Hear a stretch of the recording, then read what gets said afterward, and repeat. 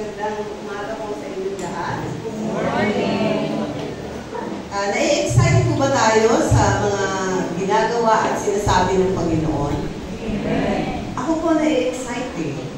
Alam nyo, personally gusto kong i-confess na nire-revive ng Lord ang prayer life ko. Kasi minsan nagiging masyado tayong abala at nafo-focus sa maraming bagay. At dahil dito sa training na ating ginagawa, huwag nyo pong isipin na kayo lang yung naaapektuhan. Tayong lahat ay naaapektuhan ng salita ng Diyos. Una sa lahat, ngayon ko lang po na-appreciate ng todo yung pagkakasunod-sunod ng mga paksa o topic. Starting from praise and worship, prayer, fasting, and today, i-cover o i-discuss po natin ang intercession. Ito pong apat na ito ay very special. Hindi po aksidente na magkakasunod natin silang tinalakay sapagkat magkakaugnay. At ang layunin ay upang magkaroon ng direksyon at dagdag higit na kapangyarihan ang ating buhay panalangin. Naniniwala po ako na lahat naman tayo nananalangin sa Panginoong Diyos. Pero gusto natin na ang ating prayer life ay hindi naman tayo nakikipagpaligsahan kanino man. Nais natin na yung ating pakikipag-ugnayan sa Panginoon ay maging makatotohanan, hindi yung nagko-comply lang tayo kasi naniniwala tayo sa Panginoon, so it's expected that we pray, hindi po ganon.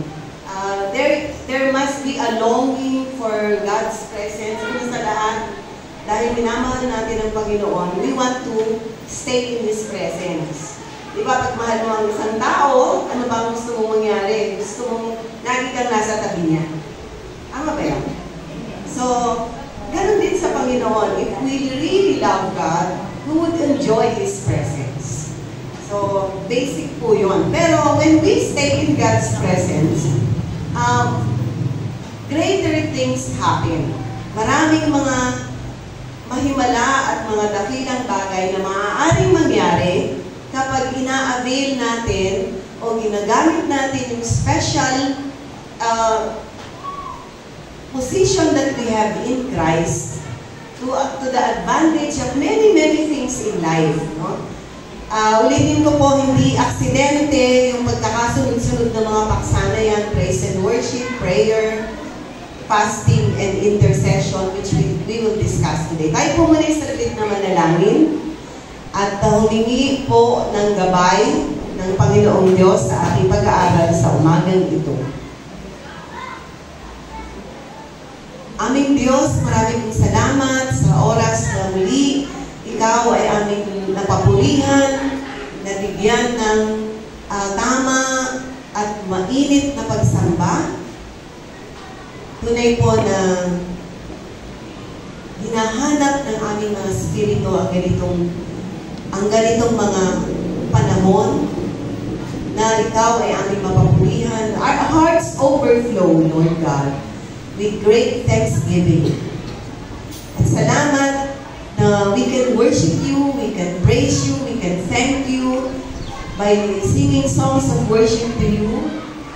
Salamat na napakaraming paraan kung paano namin maipapaabot sa iyo ang aming darugdog na pasasalamat at appreciation, Panginoon, sa ginagawa mo sa aming mga buhay.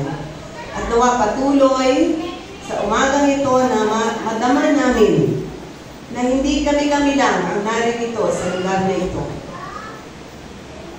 Nawa, Panginoon, habang kami ay nakikinig ng iyong mga salita, patuloy naming maramdaman, maranasan ang iyong presensya.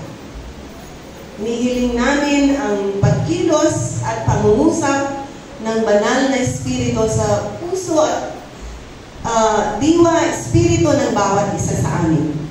Ihatid nawa ng banal na espiritu ang iyong mga salita sa kaibuturan ng aming mga puso.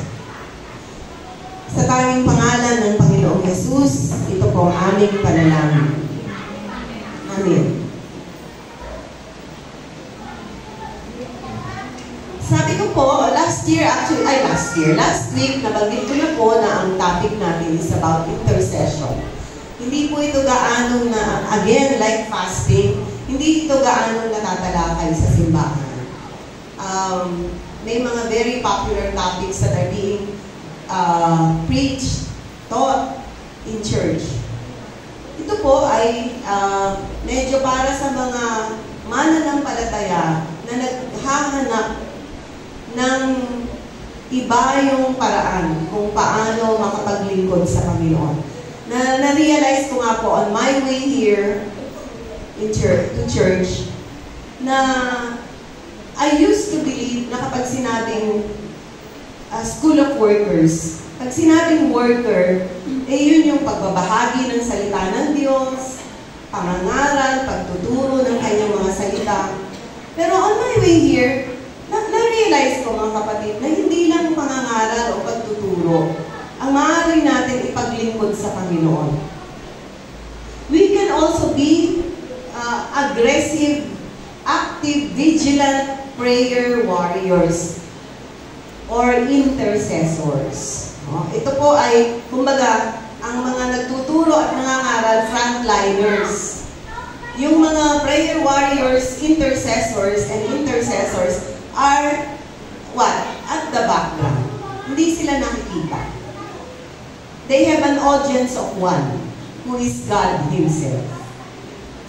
At para sa mga intercessors, hindi mahalaga kung sila'y nakikita. Nare-recognize o na-acknowledge ng tao. It's important that they are able to reach up to God. Yun ang pinakamahalaga, na naaabot mo ang Diyos, na nakakalusot sa bubong ang iyong panalangin, na namumove mo ang kamay ng Diyos, na napapakilos mo ang kamay ng Diyos upang tugunan ang iyong idinadalangin. Pansinin po ninyo yung binasa natin kanina. Moses was a prime example of an intercessor. Dahil nga pinalitan ng mga Israelita ang Diyos na naglabas sa kanila sa pagkaalipin mula sa bansang Ehipto ng isang gininto ang baka o buya. Sa golden calf. Alam niyo kung anong nangyari? Nainip sila eh. 40 days na si Moses. Ano nangyayari kay Moses? Ang sabi nila, kung natatandaan po niyo yung binasa natin kanina, ang tagal na ni Moses sa bundok ng Sinai, Aaron, gumawa ka na lang ng Diyos na sasambahin na. So, pinagawa nila si Aaron, kapatid siya ni Moses, ng isang gininto ang baka, hiningan sila ni Aaron ng kanilang mga hikaw, alahas, na ginto, tinunaw, at hinulma, ayon sa ating binasa. At ano nangyari? Lumabas ang isang gininto ang baka. At iyon ang kanilang linuhuran, sinayawan, nag-inuman sila, nagkainan, at nagkaroon ng mahalay, sabi gano'n, mahalay na pagkakasayahan. Siguro mag-imagine na tayo, paano ba sila nagkasayahan? Why did the Bible label it as mahalay? Hindi ka lugod-lugod sa Panginoon. Kasi nga nagsimula na silang mag-regress. Mula sa pagkilala sa Diyos ni Moses, sa Diyos ng Biblia, Diyos ng Israel, sila ay gumawa ng sarili nilang Diyos. At dahil doon, nagalit ang Panginoon. Sabi niya, gusto niyang puksain. At ang sabi niya kay Moses, ang iyong lahi, ang iyong bayan, your people, sabi sa English translation. Sumagot si Moses, no, your people. Ang ganda ng sagutan nila, napakaganda nito sa English. Sabi ng Diyos, your people have done great wickedness and corruption. Sabi ni Moses, no, your people. They're not my people, they are your people. And he stood in the gap. He interceded for the Israelites who were about to be destroyed. And sabi, God relented. Napahinuhod ang Panginoon. Ang mga taong dapat sana'y kundi wasakin at buksain ng Diyos dahil sa katigasan ng kanilang mga puso, ay napahupa ni Moses ang galit ng Panginoon. Pwede pala yun? Pwede pala nating pahupain ang galit ng Diyos sa isang tao, sa maraming tao, dahil sa panalangin ng isang matuwid na anak ng Diyos. Pwedeng ikaw yon, pwedeng ako yon. Si Moses ay tulad din nating mga tao. Alam niyo, may babasahin ako sa inyo. Medyo maganda siyang basahin sa English. Kasi parang iba, again, iba na naman ang translation. I suggest, magbasa kayo ng iba-ibang version ng Bible. Tagalog, English. At mapapansin ninyo na lalo yung amplified version of the Bible, so clear. Itong sabi sa Isaiah 59:16. Sulat na lang ninyo sa notebook po ninyo. Basahin niyo sa English, basahin niyo sa Tagalog. Ang sabi po rito, He, meaning God, saw that there was no man and wondered that there was no intercessor. Therefore, His own arm brought salvation for him. Anong sabi? God saw that there was no man and wondered that there was no intercessor. Alam niyo, yung mga preceding verses, sinasabi doon yung malaking kasamaan na ginagawa, katiwalian na ginagawa ng mga Hudyo. Ang dami nilang mga pinagagawang mga kasamaan, mga maling mga practices. And ang sabi dito, God saw that there was no man and wondered that there was no intercessor. Ipinagtaka ng Panginoon na walang namamagitan.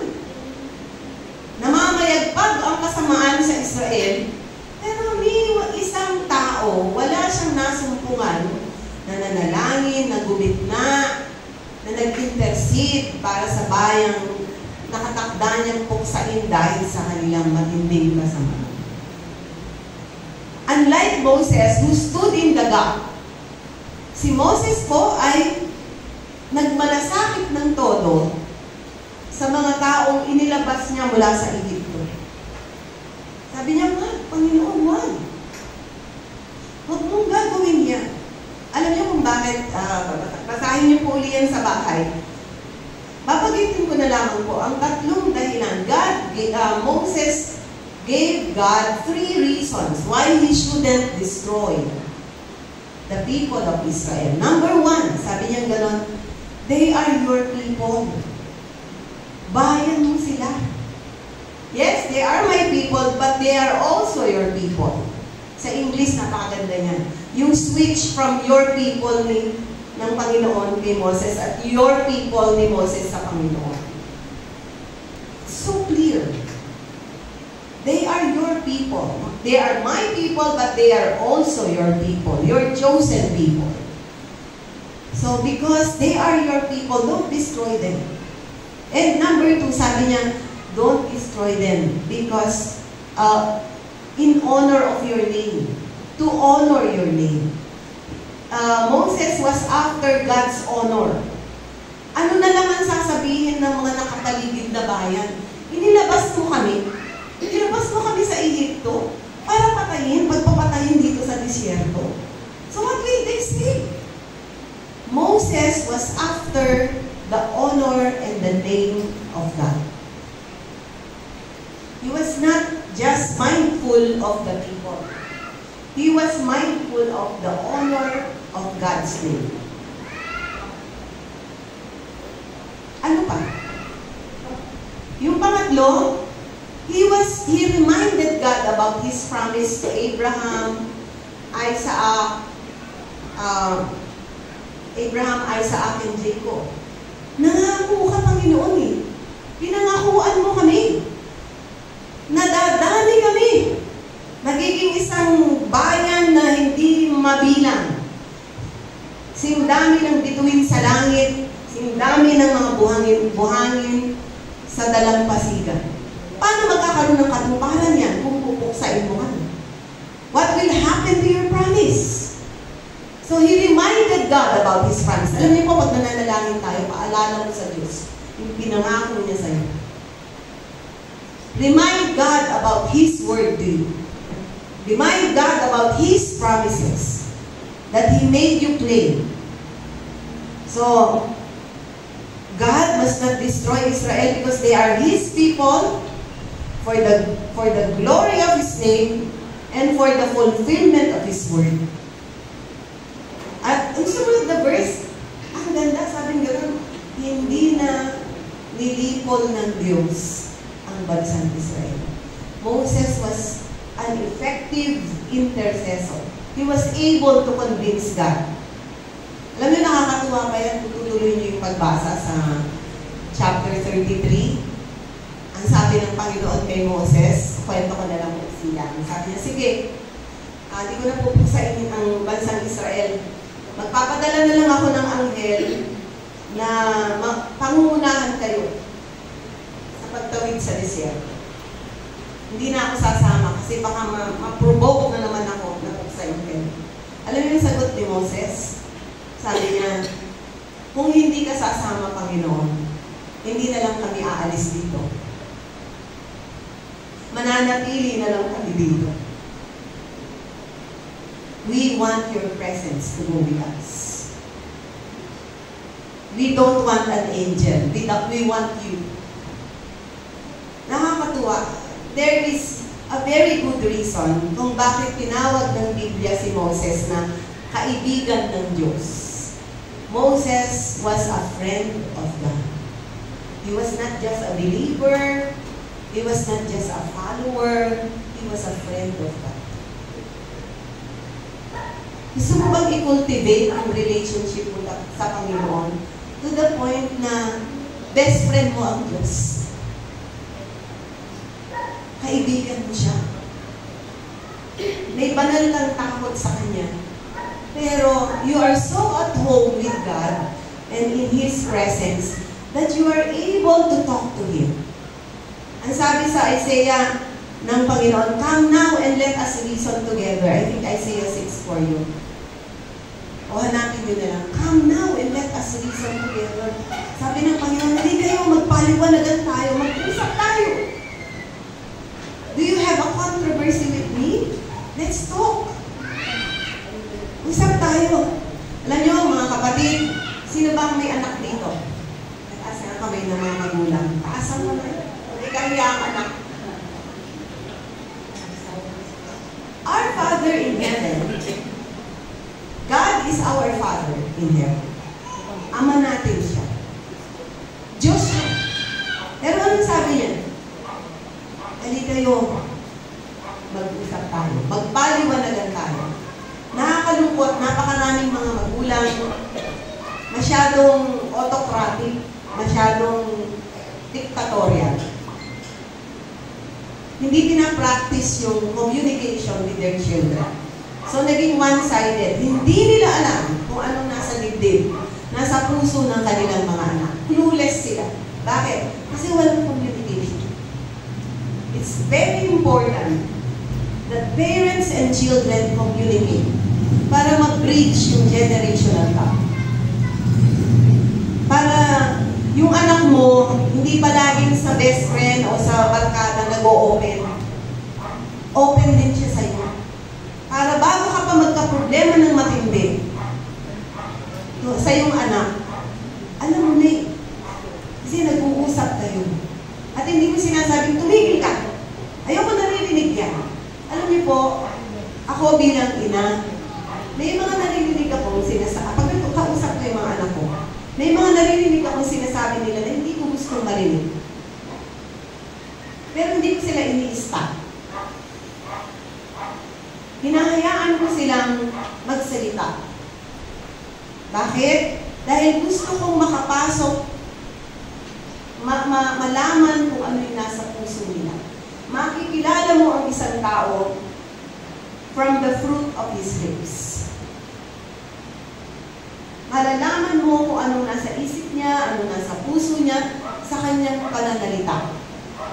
At kapag pinapahinto natin ang ating mga anak, of course, iba yung may disrespect na. Iba yun.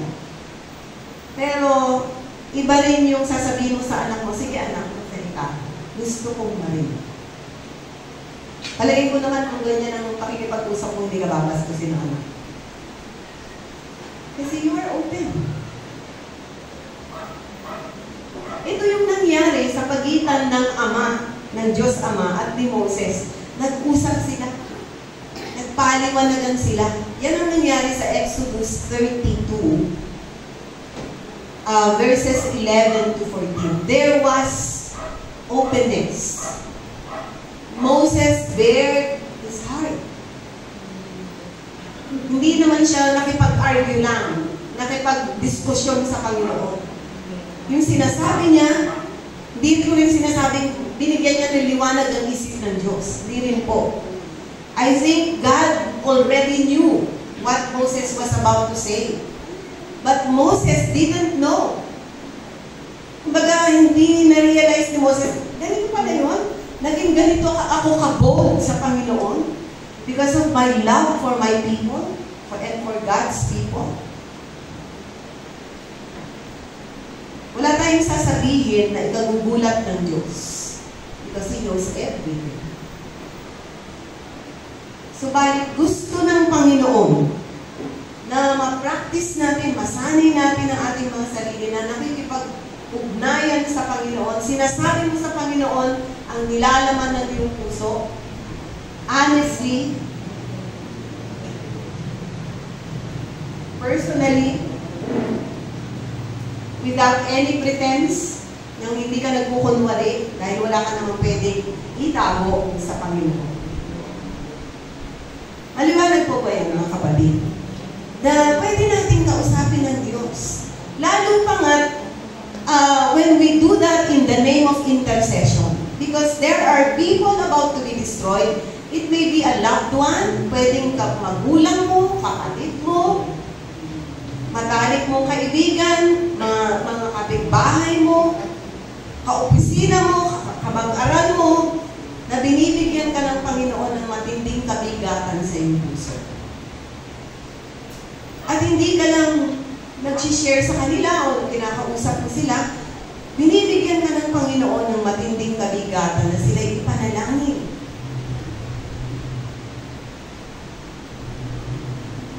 This is the ministry of intercession. Ang sabi po sa Hebreo 7:25, again, wala po ito dun sa training manual. May mga verses po akong binibigay na wala doon. One of which is yung Isaiah 59:16, yung binasa ko kanina. Nagtataka ang Panginoon. May nagaganap na katiwalian, kasamaan sa bansa, sa bayan, walang pumapagitna, walang nananalangin, walang nag-i-intercede. Sabi niya, it was a great wonder for God. He is so amazed na hindi natin ina-avail yung ating position as His children. Another verse na napaka-powerful is Hebrews 7:25. Hebreo 7:25. Wala po yan sa manual, pero gusto kong i-meditate po natin. At isama natin sa pag-aaral nito. Importante po siya. Hebrews 7:25.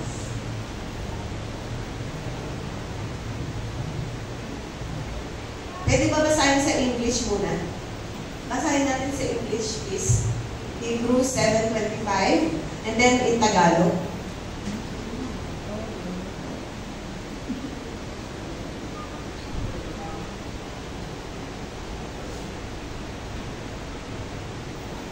Yan.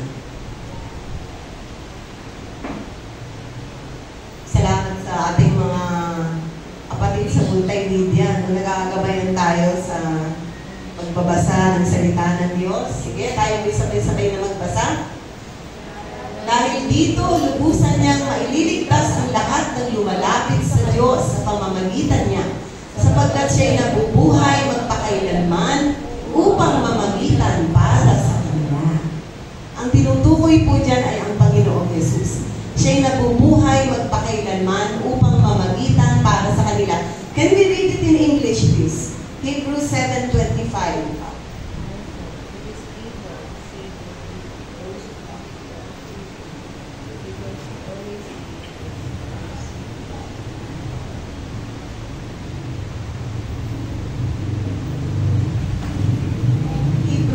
Hebrews 7:25.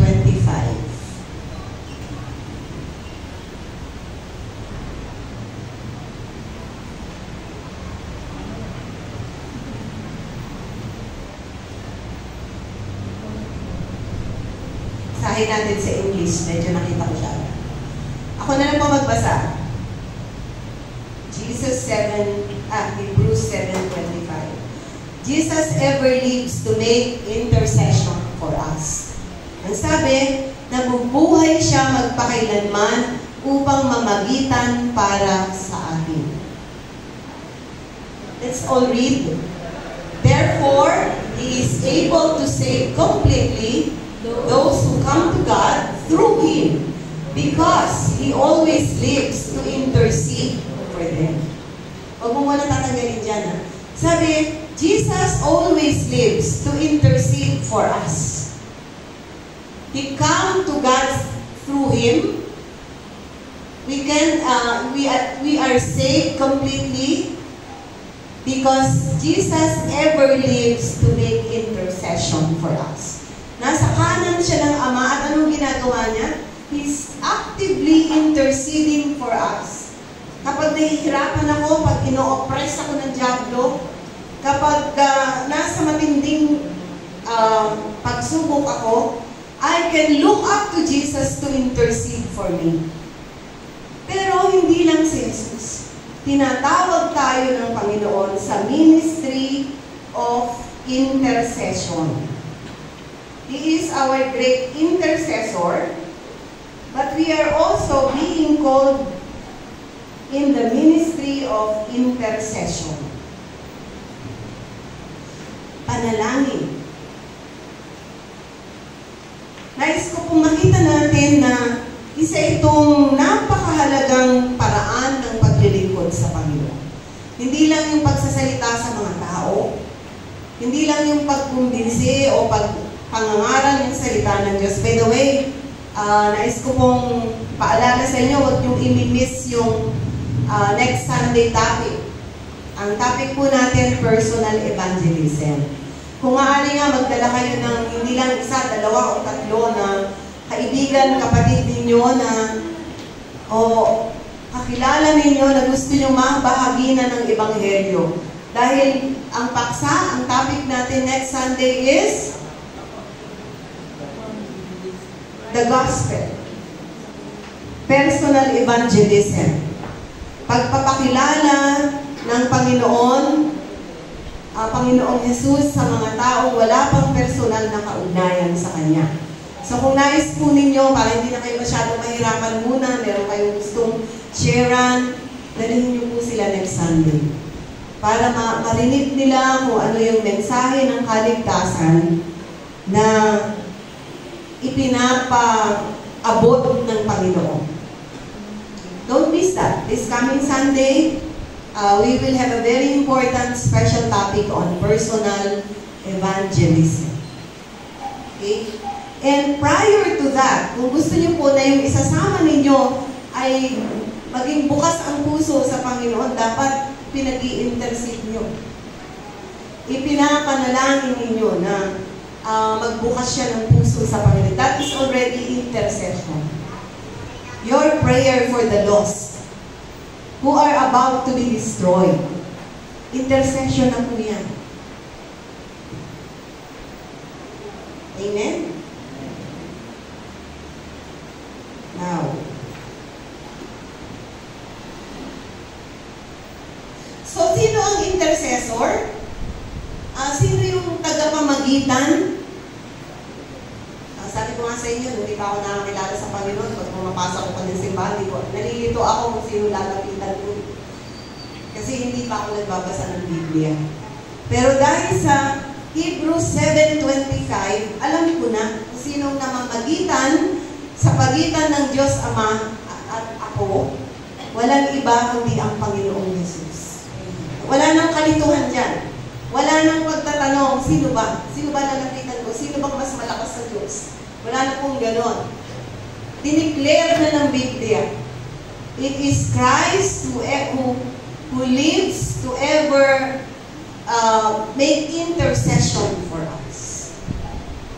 At hindi lang si Kristo, may inaatasan ang Panginoon. Bawat isa sa atin ay inaatasan niya na maging intercessor sa pamilya mo, sa mga kaklase mo, sa mga kaibigan mo. May you be an intercessor for them.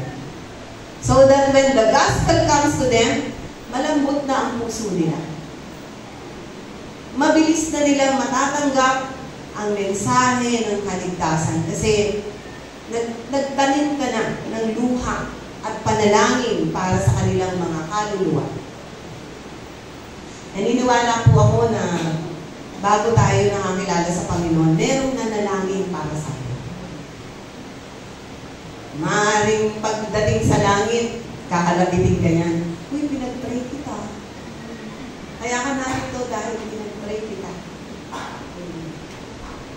Ang sarap, no? Yung may kakalapit sa'yo at sasabihin na he or she was instrumental in your being birthed in the kingdom of God. Amen. Amen. Now, ang tanong, paano ba mag-intercede? Ano ba ginagawa ng intercessor? How? Kanina yung, may mga sinagot tayong tanong, what is intercession? That is to stand in the gap between God and people who are to be destroyed. That is intercession. To stand in the gap, to pray in behalf of those who are about to be destroyed. Yung tanong na who is the great intercessor? No other than Jesus Christ Himself. Sa Hebrews 7:25. And God is calling us to the ministry of intercession. Sabi niya sa Isaiah 59:16, He wonders, nagtataka ang Diyos. Bakit wala? Bakit walang nananalangin? Para sa mga taong napapahamak. Sa mga taong malayo sa Diyos. Sa mga taong galit sa Diyos. Meron ka bang kilalang galit sa Diyos? Tagal mo nang ini-invite, ayaw. Huwag kang magalit. Huwag kang mainis. Pagkos, ipanalangin mo siya. Dadating ang araw. Nakikilos ang Panginoon.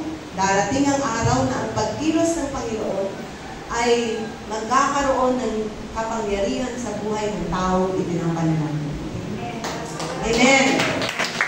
We are all fruit of the intercession of other people.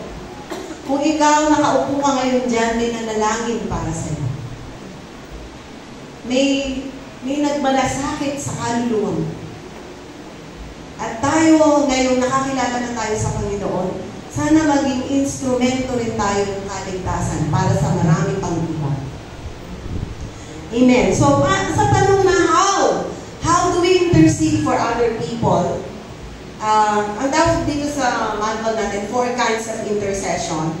Pero, ito po yung paraan kung paano, ways of interceding, bearing the burden of the Lord. Number 1, bearing the burden of the Lord. Pinapasan natin ang kabigatan ng puso ng Panginoon para sa taong yun. Bakit ka mayroong special burden para sa taong yan? O para sa pamilyang yan? Hindi sa iyo yan. Galing sa Diyos yan. Inaatasan ka niyang ipanalangin sila.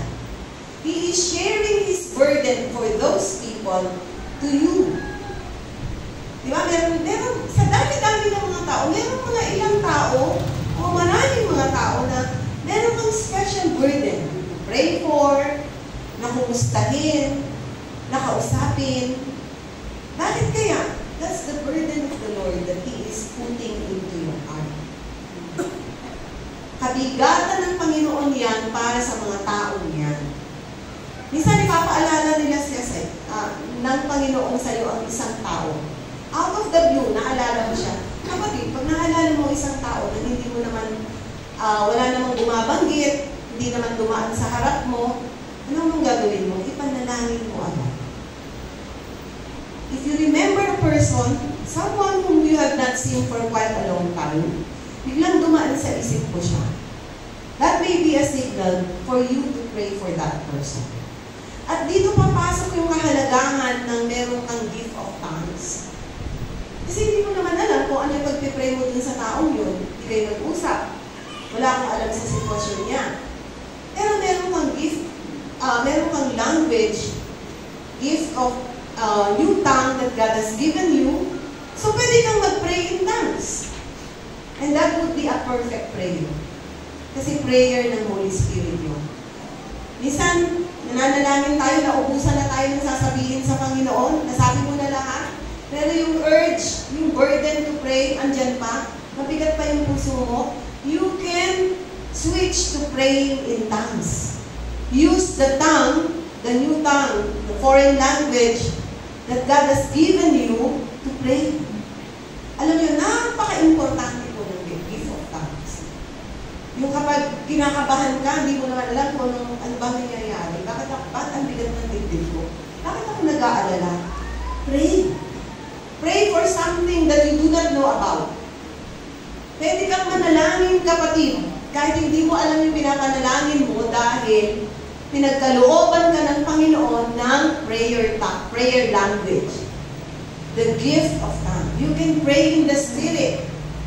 Praying in tongues means praying in the Spirit. So you can pray. Kahit hindi mo alam kung bakit may mabigat sa dibdib mo. Alam mo lang na inuudyuhan ka ng Panginoon na manalangin. For what, for whom, and why, you do not know, but you can still pray. Basahin niyo po ang purpose. Bakit binigyan tayo ng gift of tongues? One of which is because we can use it as a prayer language. Nasa 1 Corinthians 12 yata yan. You can read through that. What is the purpose? Pwede rin prophecy, and it could be by way of prayer. Ang gift of tongues. Okay? So, mahalaga kung ikaw ay tinatawag ng Panginoon sa ministry of intercession that you have the gift of tongues. Kahit mag-isa ka lang, pwede mong hingin sa Panginoon yan. Enter the spirit of worship, kahit walang revival dito. May mga kakilala po tayo, si Pastor Ismail nga, nasa bus. Nasa bus. Habang umaandar yung bus, hindi siya pinagkalooban ng gift of tongues sa church, pero tinuloy niya yung pagpuri sa Panginoon habang nasa bus. Hindi siya nagtampo sa Panginoon dahil sila meron na wala. Naniwala siya na ang Panginoon nasa lahat ng dako, hindi lang sa simbahan, pati sa bus.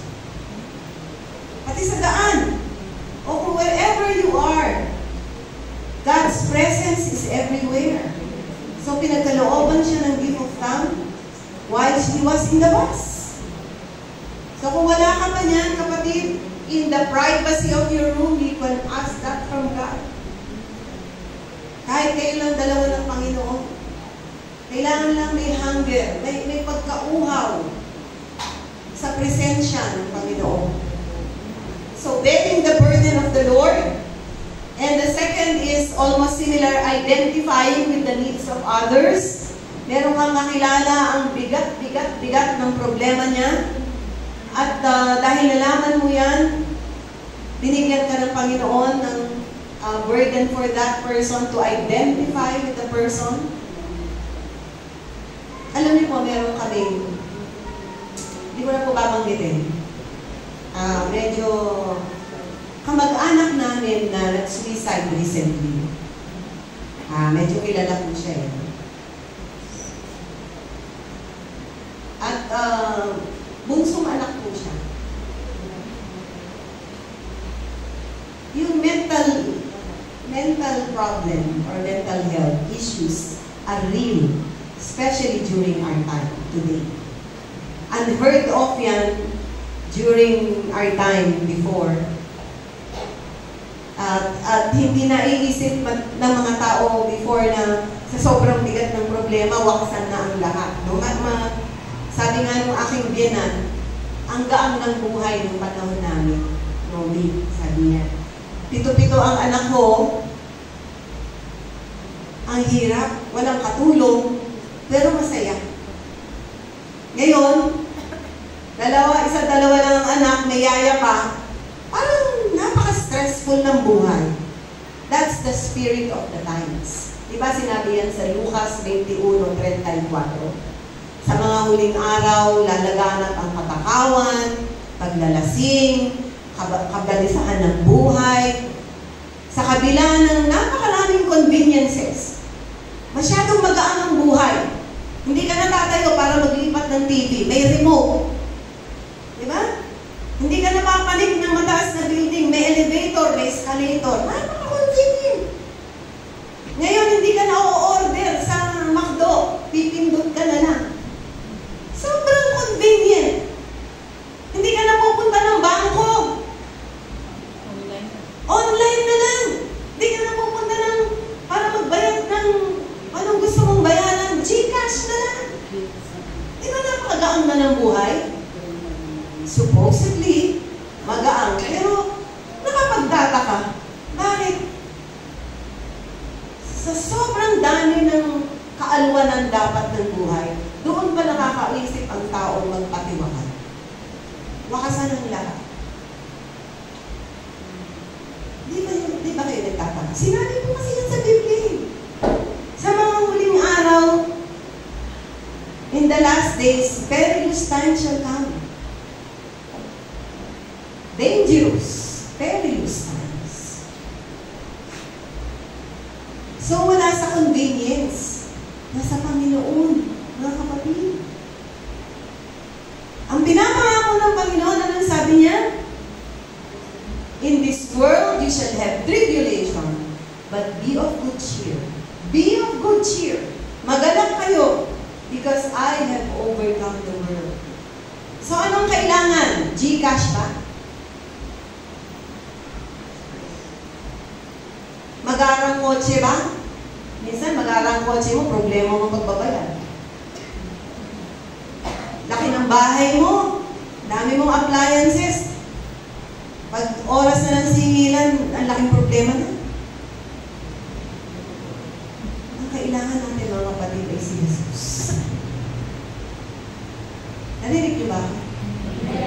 Si Jesus. Sa gitna ng maraming pagsubok ng buhay, kahit nasa mga huling araw ka pa, mararanasan mo ang hindi masukat na kapayapaan na hindi kayang ibigay ng sanlibutan. Amen! Amen! Parang hindi kayo excited sa buhay. You should be excited with God. Kasi He's giving us so much. Hindi kayang ibigay ng pera. Hindi kayang ibigay ng kung ano-anong mga material na bagay sa mundo dito. Minsan, pag sobrang dami pa ng mga bagay na yan pa naghahatid ng problema. Minsan, sa kasimplihan ng ating buhay, nagiging mas payapa ang ating buhay. Kaya mag-isip-isip tayo mga kapatid. Kailangan mo ba talaga yan? O dahil meron lang yung kapitbahay mo? Naalala ko, may pinabibili ang anak ko. Nakwento ko lang sa inyo ito, di ba? Maliit siya, si Joy. Papabili siya, mamahaling laruan. Sabi ko sa kanya, anak, kasi wala naman din ako dalang pera that time talaga. Sabi ko, pag hindi natin pinili yan, hihinga ka pa, di ba? Bilhin natin o hindi, buhay ka pa. Naintindihan naman yan. Opo, mama. So, ganun ko lang siya kinakausap. At sa mga bata naman, lalo na yung mga edad na toddler pa, hindi mo naman kailangan ipili ng mga mamahaling laruan yan. Kahit nga minsan, takip lang ng bote na paikutin mo, tuwan-tuwa na siya. Hindi mo na kailangan gumastos ng malaki. Bakit mo kailangan ubusan ng pera mo sa mga mamahaling laruan na hindi pa naman niya kayang ingatan? Na ma-outgrow niya. Nakatayo na punta sa laruan. Kasi nga mga kapatid, nasa mga huling araw na tayo. At kailangan natin magdalaginan sa isa't isa. Pag pinapaalala ka sa akin ng Panginoon, makakaasa kang ipapanalangin mo. Sana ganun din kayo sa akin. Pag pinaalala ako ng Panginoon sa iyo, ipanalangin niyo ko, please. We all need one another. So that we can pray for one another. Amen? So, bearing the burden of the Lord, nararamdaman mo yung bigat ng pasanin ng iyong kapatid. You identify, kanina yung binanggit ko kung babalikan ko yun, merong isang nalapit sa amin na katiwakan at pinuntahan namin ang mga magulang. Bago umalis si Pastor Rene, we spent time with the parents. At talagang hindi matanggap. Halong galit, halong guilt. Of course, pinasasalita lang. Pinasasalita ng hayaang labas ng kabigatan. By the way, pag may umiiyak, wag po yung pahihintuin. Kasi ayaw natin yung umiiyak, huwag ganun, tama, huwag ganun, umiiyak. Huwag po ganun. Ang isang taong namimigati, kailangan umiyak. Kailangan niyang pagdaanan ng grief para niya malampasan. We don't prevent or stop people from crying. Lalo na mga lalaki. Pwede umiyak ang lalaki. Bakit? Babae lang ba may terglan? Ha? Malaking kalokohan, malaking kasinungalingan na babae lang ang dapat na umiiyak. Pwede umiyak. Alam mo, dahil din sa mga maling prinsipyo na yan, mas maraming lalaking nagpapatiwakan. Statistically speaking. Bakit? Ang babae umiiyak. Ang babae nagko-confide ng secret. Ang lalaki, macho ako eh. I'm not supposed to cry. Yung pala, hindi na niya kinakaya. Ulitin ko, yung kakayahang umiyak, ibinigay ng Diyos, hindi lang sa babae, pati sa lalaki. Ibig sabihin, pare-pareho tayong pwedeng umiyak. Ilabas ang pagdadalamhan. Umiyak ka sa Panginoon, umiyak ka sa mga taong pinagkakatiwalaan mo. Kahit mag-isa ka, umiyak. That's one way of release. In these times of mental health issues, tulungan mo ang sarili mo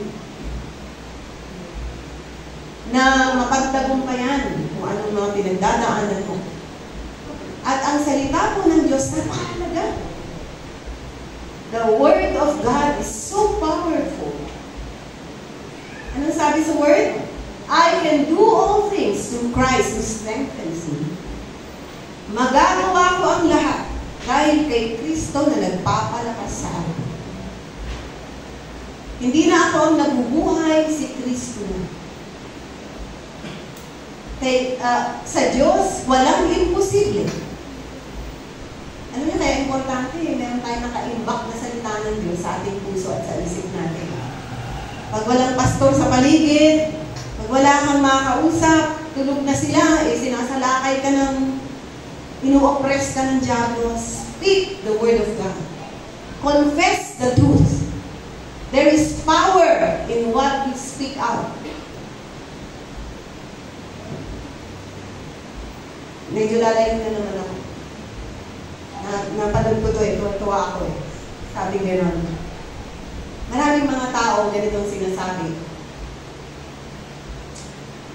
Nakakabwisit na buhay mo.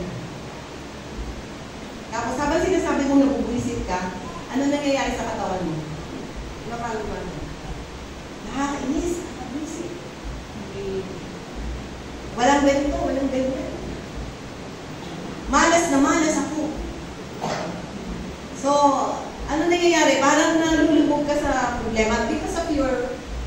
confessions. Pero alam niyo ba, hindi lang confession, pati yung sinasabi mo, nagdidikta sa body language mo. Subukan mo itaas ang kamay mo. Taas mo ang kamay mo, kapatid. Dalawang kamay. Naninig niyo naman ako, ay ko lang. Sabihin mo nga, nakakabisit na buhay ito. Malas na malas ako. Nakangiti, ha? Nakataas ang kamay. Nakangiti. Sabihin mo, nakakabwisit na buhay ito. Nakakabwisit na buhay ito. Malas na malas ako. Malas na malas ako. Pwede ba magsama? Huwag mo makakageng-geng, di ba? Pag kumanan ka, sabihin mo, salamat, Panginoon. Salamat, Panginoon. Sa mga problemang ito, makikilala kita higit lalo. Makikilala ka, Panginoon. Walang imposible sa'yo. Walang imposible sa'yo. Diba? At sinasabi natin ito, when we confess the Word of God, there is power being released in the spiritual realm. And it will become true to your life. Magiging totoo sa'yo ang sinasabi mo. Kapag sinasabi mo, malas ako, bigo ako, buwisit na buhay ko, mangyayari sa'yo. Mangyayari sa'yo ang sinasalita ng bibig mo. Kaya sabihin mo, kay Kristo ako'y nagtatagumpay. Kay Kristo ako'y nagtatagumpay. Kay Kristo mapagdadaanan ang lahat ng kabigatan. Kay Kristo mapagdadaanan ang lahat ng kabigatan. Lahat ng gusto kong sabihin na totoo kay Kristo. Kapatid, nagbibigay lang po tayo ng halimbawa kung paano tayo dapat magsalita. Pag may lalabas sa bibig mo na negatibo, lulunin mo na lang. Lulunin mo na lang. Huwag mo nang lalabasin. Kasi may kapangyarihan ang sinasabi ng bibig. Death and life are in the power of the tongue. There is power in what you say, in what you confess. Confess the truth, confess the right thing. Amen? Yung mga mental health issues. Of course, meron namang tinatawag talaga ng mga clinical issues or cases na kailangan talaga nila ng medication, kailangan talaga nila ng therapy. Example, si Robin Williams, di ba mga kapatid? He has everything almost. Pero bakit siya nag-suicide? Kasi hindi ordinaryo yung kaso. He is no longer the one in his sane mind. Pero kung ikaw ay maayos naman ang iyong pag-iisip, maayos naman, nalulungkot ka lang, namimighati ka lang, gamitin mo, kapatid, yung alam mo tungkol sa Diyos at tungkol sa iyo. You are a new creation in Christ. You are no longer living, it is Christ who lives in you. Sabihin mo kung ano ang totoo regarding your identity in Christ today.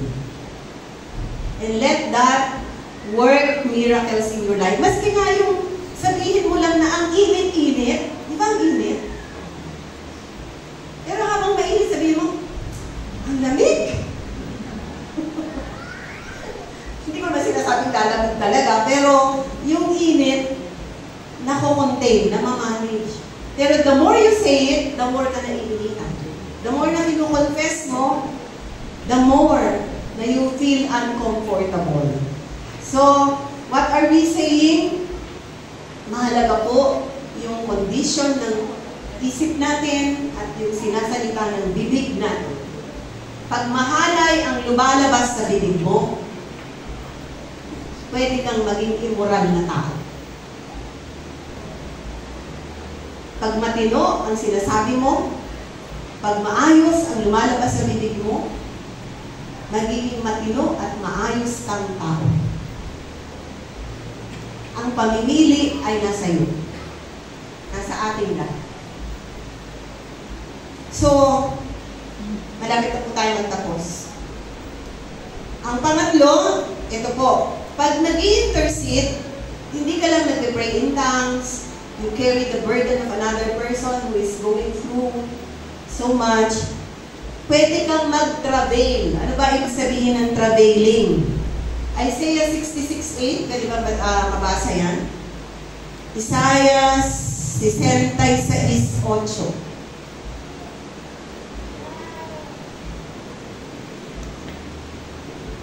Travail is to cry.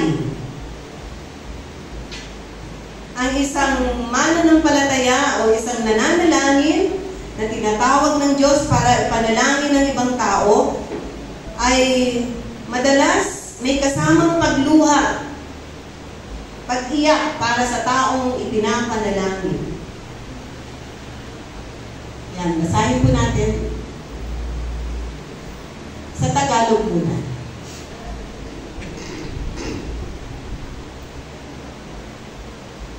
Isaiah 66:8. O pwedeng English, but whatever is you find first. Ayan, yung international version. Yan na lang ba yan? Yan ba? Mahaba ba yan? Yan. Who has ever, basahin po natin, who has ever heard of such things? Who has ever seen things like this? Can a country be born in a day, or a nation be brought forth in a moment?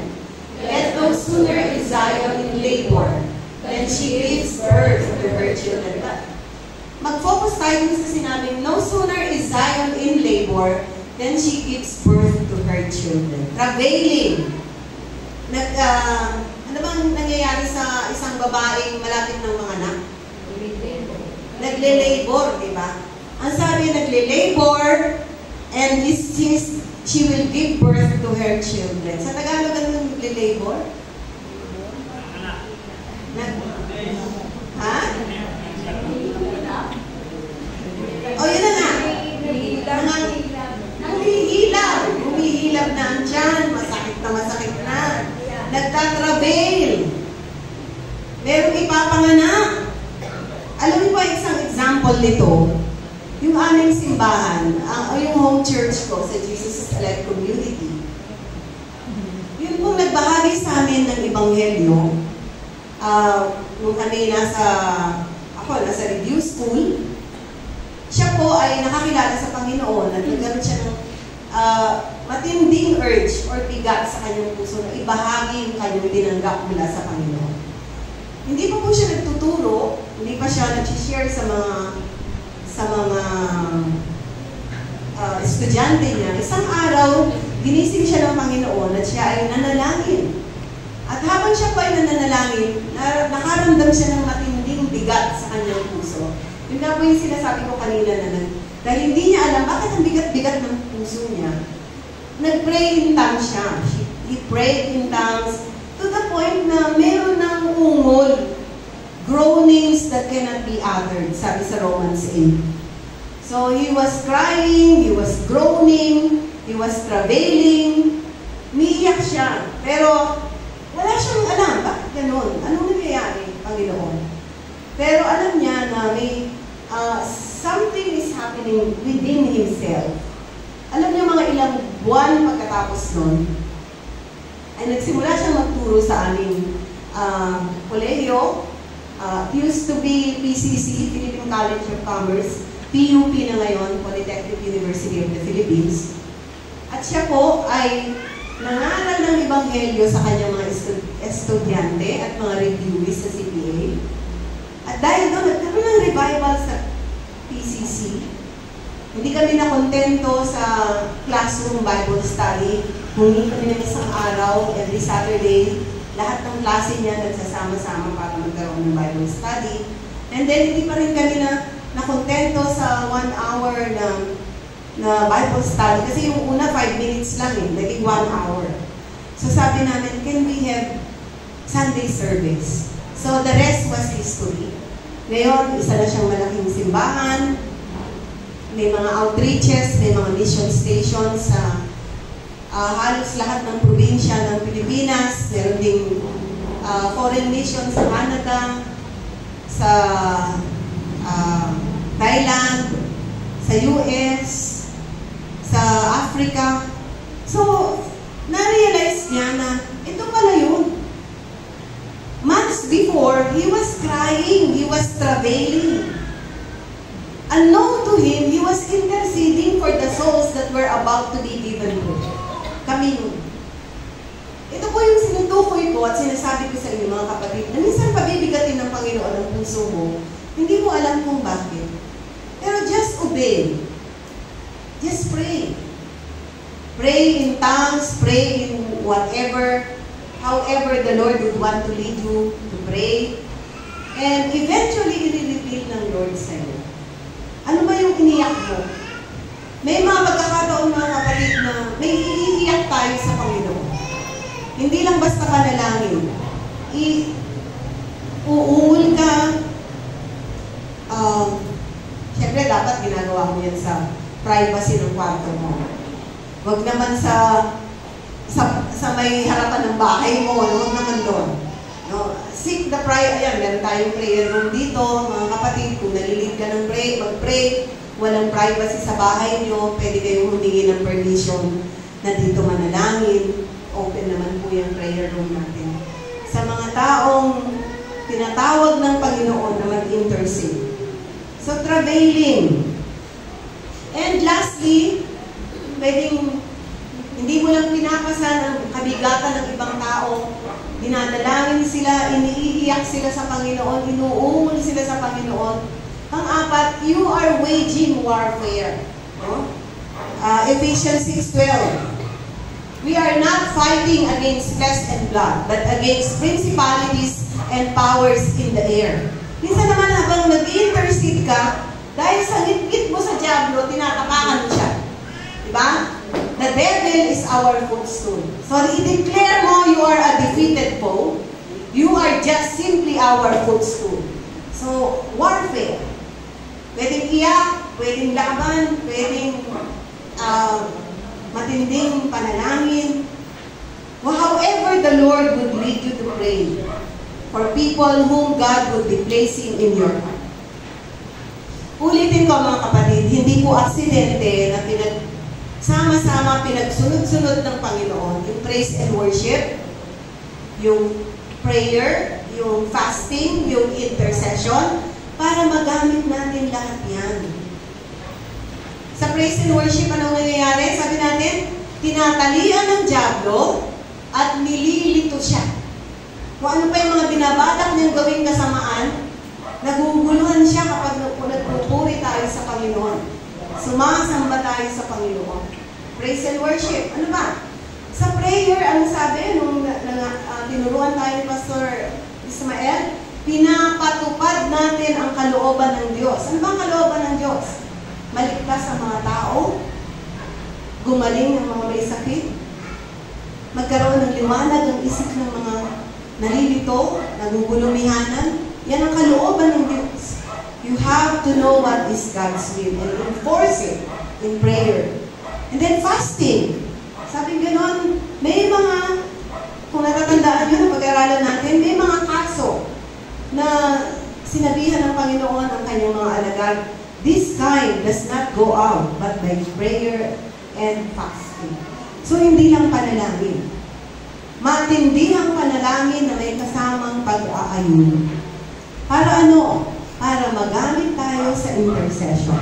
Kaya ulitin ko mga kapatid, yung magpagamit sa Panginoon, hindi lang para mangaral ng Ebanghelyo, naghahanap din ang Panginoon ng mga intercessors.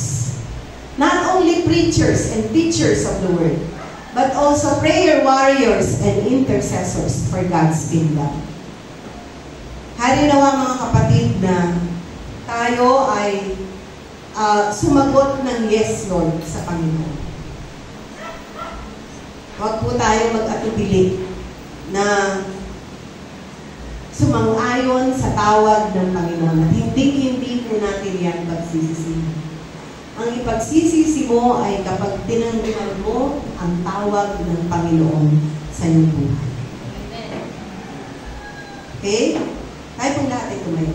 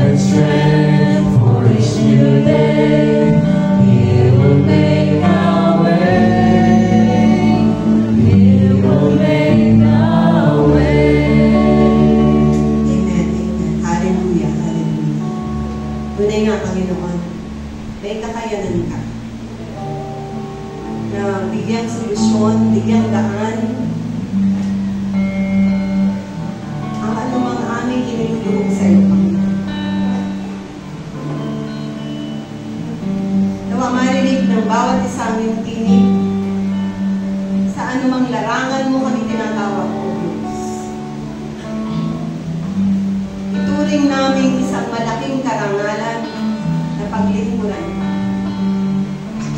Isang napakataas na pagtawag. Ang magpagamit sa iyo at makita ang kapangyarihan mo sa aming mga buhay.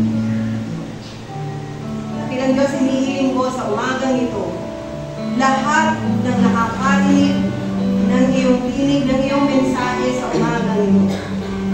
Bigyan mo ng pasanin, bigyan mo ng kabigat, maging ng kagalangan na idulog at iluhog sa iyo, Panginoon, ang mga bagay sa aming kapaligiran. Hindi kami magrereklamo, hindi kami mag-iinagpis, hindi kami mawawala ng pag-asa. Pagkos lahat ng bagay na ikinabibigat ng aming puso, dadalhin namin sa iyo sa panalangin na may kasamang pananampalataya at pagtitiwala na may magagawa ka, O Diyos. You will make a way where there seems to be no way, because you are the God of all impossibilities. And let everyone say, Amen!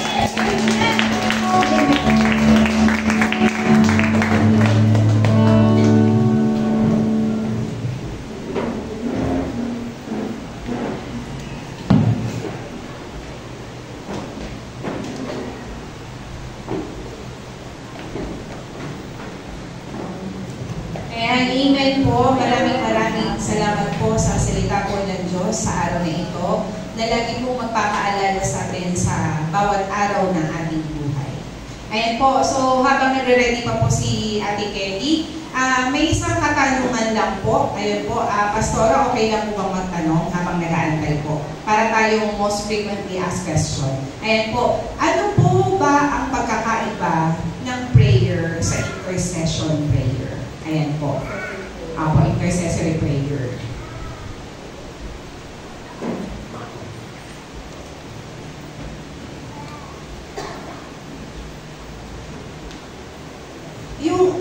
Yung prayer is all-encompassing. Lahat ng pakikipag-usap sa Diyos ay tinatawag nating panalangin. Lahat ng uri ng pakikipag-ugnayan sa Diyos ang tawag dyan prayer.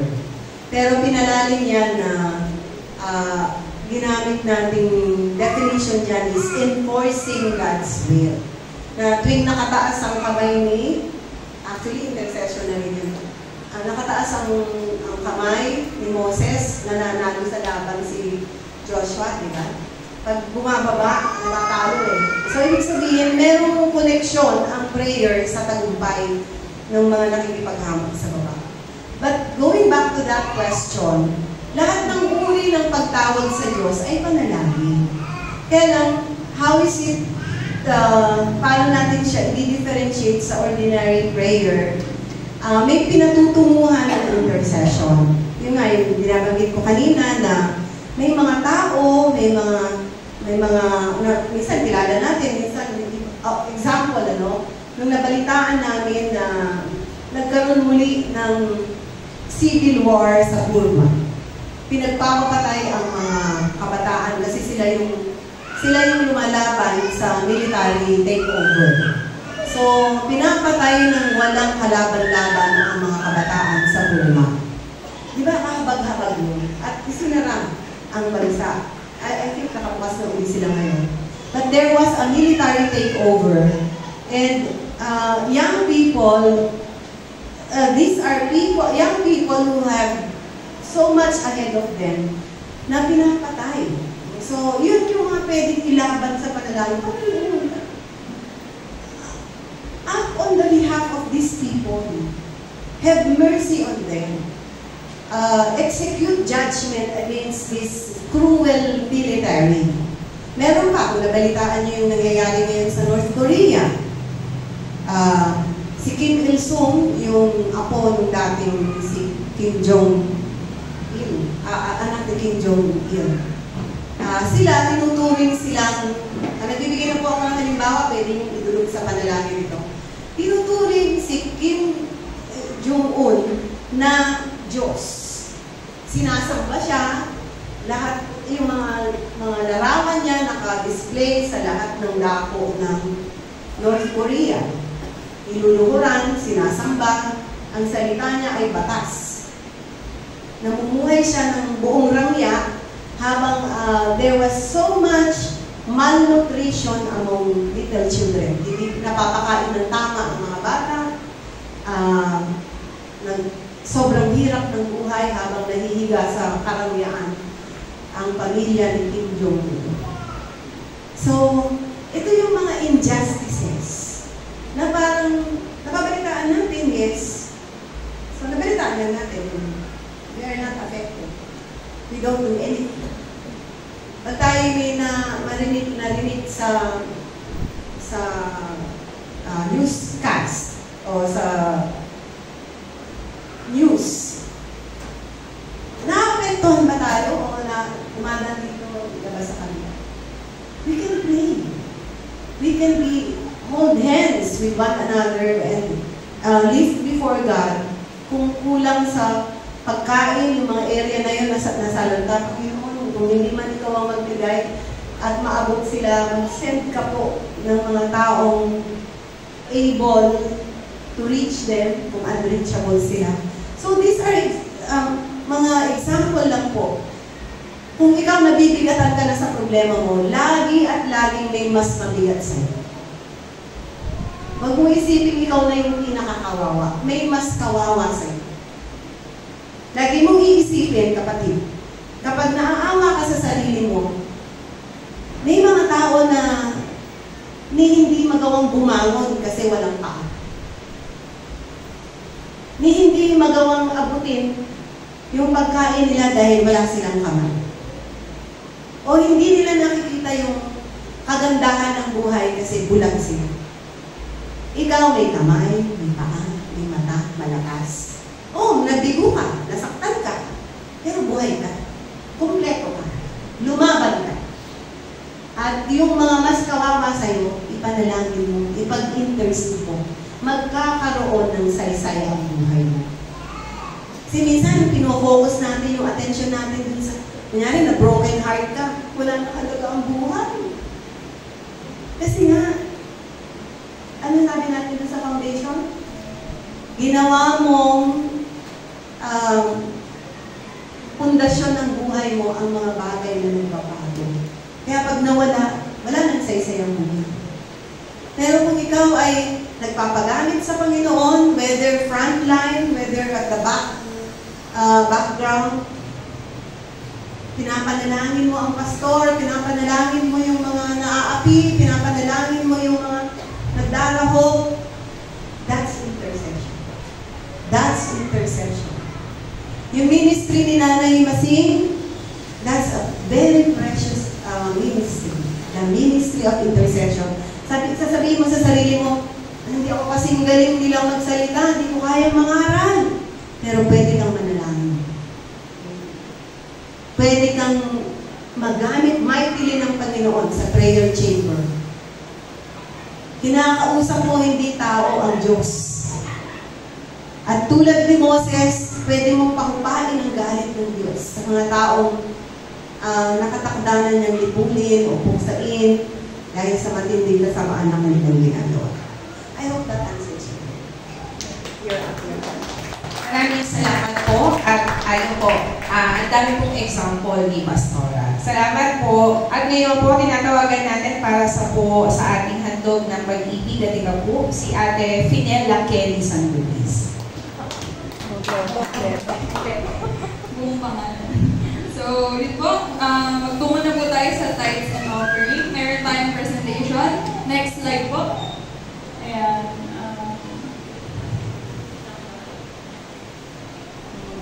So, yung next slide po natin is, pabasa po, yung malaking word. Giving. According to Google, giving helps build social connections, Giving relieves stress and improves emotional well-being. Di ba pag nanlilibre ka, parang ang saya-saya mo kahit wala nang matira sa'yo, pero pag nakalibre ka, or nakapagbigay ka, or nabusog yung tao, di ba masaya ka? At ang katumbas nun ay nag-build ka ng social connection. Dahil nagkakatipon kayo, kumakain kayo, nag-uusap-usap din kayo. Pangatlo, giving helps you stay healthy. I believe po hindi man ito sa healthy in physical pero in mind. Next, giving builds a sense of purpose. Parang nababalik mo yung purpose mo na, ay, tinulungan ako dati, kailangan ko rin tumulong. Di ba po? May mga ganong pagkakataon. And next, giving increases our faith. Noon, akala ko, kailangan maging mayaman muna ako bago ako makatulong. Hindi pala. Kahit ngayon, kailan pa tayo yayaman sa financial, di ba? Ngayon na yung time para makatulong tayo sa ibang tao. Hindi na natin kailangan hintayin yung araw na maraming pera na tayo. Kailangan kahit ngayon, na kahit saktuhan lang, piliin natin mag-give. And next, tithing. Yan, verse 6 na po tayo dyan.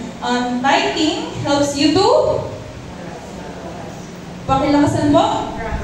Trust God. Amen. Next, tithing helps you to have faith in God's provision. yun. Nagtitiwala ka na sa Diyos na, Lord, kahit maubos kong pera ko ngayon, pero ikaw naman ang magpo-provide sa mga susunod na araw. Ganong klaseng faith po ang meron tayo dapat.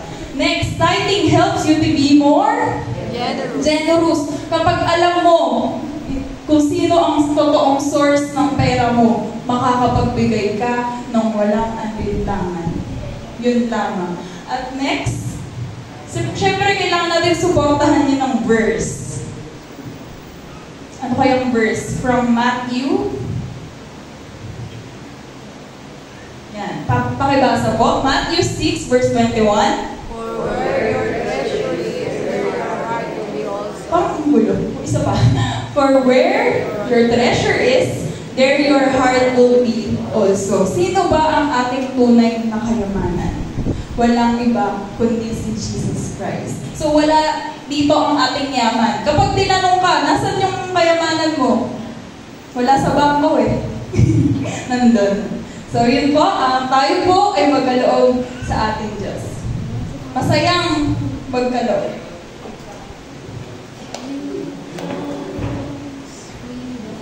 Akapela po tayo.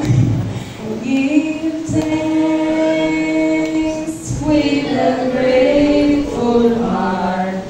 Give thanks to the Holy One.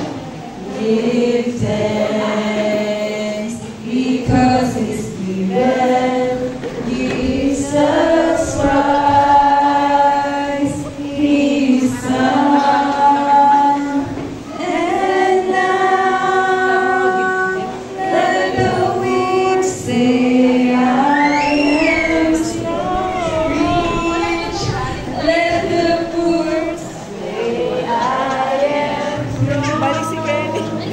Because of what the Lord has done for us. Give thanks. Give thanks.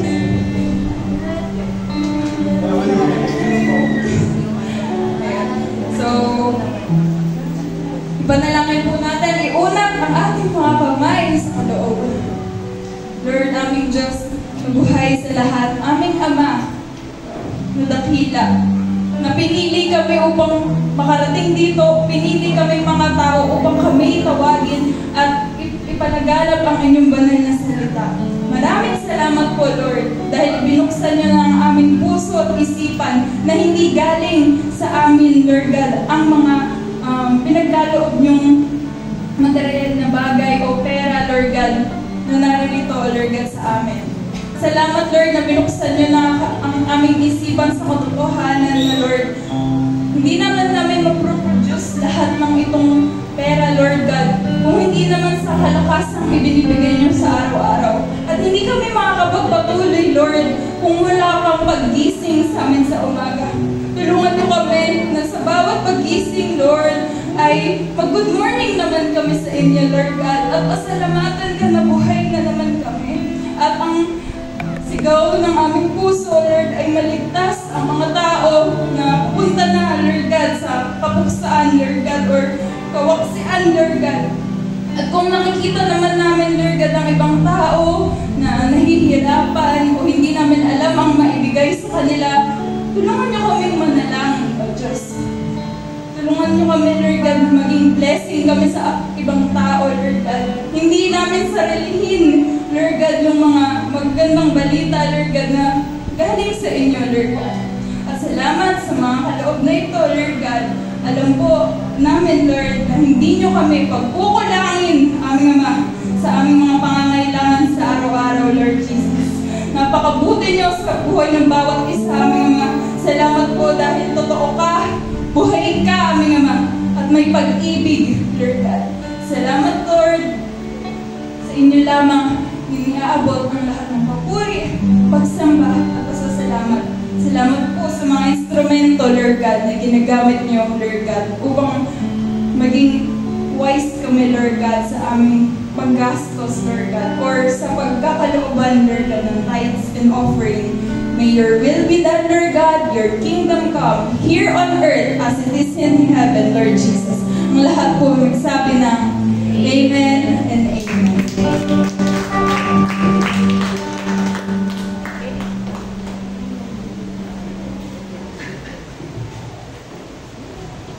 Okay, sa ating pagtatapos ay huling panalangin ang benediksyon. Yes, so God Lord, salamat ng maraming sa mga narinig namin na amin pong natutunan sa umaga ito about intercession.